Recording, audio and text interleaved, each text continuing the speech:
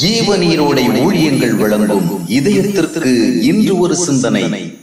கோபத்தை அடக்கினால். கோபம் மனிதனிடம் உள்ள இயற்கையான ஒரு உணர்வு. பிறருடைய சில செயல்கள், சில வார்த்தைகள் இந்த உணர்வை கொந்தளிக்க செய்யும். பாய்ந்து வரும் வெள்ளப்பிரவாகம் போல அது மற்றவர்களை பழி தீர்க்க அல்லது பதிலுக்கு பதில் செய்ய ஓடி வரும். இந்த கோபத்தை கட்டுப்படுத்தாமல் அதன் வழியில் போகவிட்டால் அதனால் அநேக வேதனைகள் உண்டு. அதே வேளையில் அதனை வெளியே வராமல் உள்ளுக்குள் அடக்கி வைத்தால் அதைவிட பெரிய நோவுகள் வர வாய்ப்புண்டு. கோபத்தை அடக்குவதால் அது அகன்று போகாது, அது உள்ளுக்குள் கொந்தளிக்கும், வேகமாய் மோதும். அதன் விளைவாக பலவித உடல் நோய்களோடு மனநிலையும் பாதிக்கப்படும் அபாயம் உண்டு. கோப உணர்வுகள் முற்றிலும் அழிக்கப்பட வேண்டியவை அல்ல.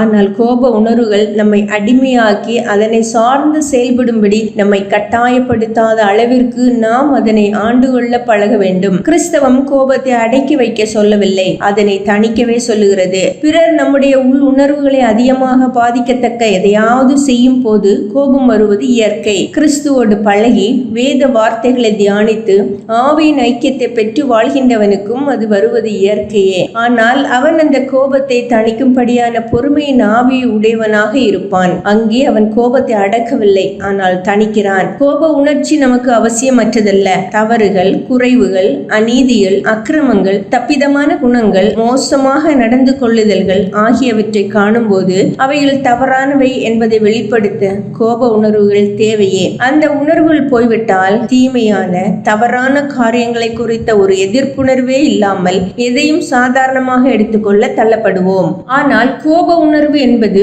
கோபாவேசமாக மாறிவிட்டால் அது நம்மையும் அழிக்கும், பிறரையும் பாதிக்கும். சில வேளை கோபம் உடனே தணிவதில்லை. ஆனால் தேவனை அண்டிக் கொண்டு அவருடைய உதவியை நாடும் போது, அவருடைய பிரசன்னத்தை தேடும் போது சூரியனின் வெம்மை மாலையாக ஆக தணிவது போல கோபமும் தணிந்து போய்விடும். வேத வசனங்களை அதிகமாக இதயத்தில் நிரப்புங்கள். அப்போது அவைகள் கோபத்தின் வெம்மையை தணித்து உங்களை பாதுகாக்கும். சிந்தனைக்கு: கோபம் ஒரு அவசியமான உணர்ச்சி, ஆனால் அது உன்னை வசப்படுத்தி விடாமல் இருக்க கவனமாயிரு. கோபம் ஒரு அவசியமான உணர்ச்சி, ஆனால் அது உன்னை வசப்படுத்தி விடாமல் இருக்க கவனமாயிரு.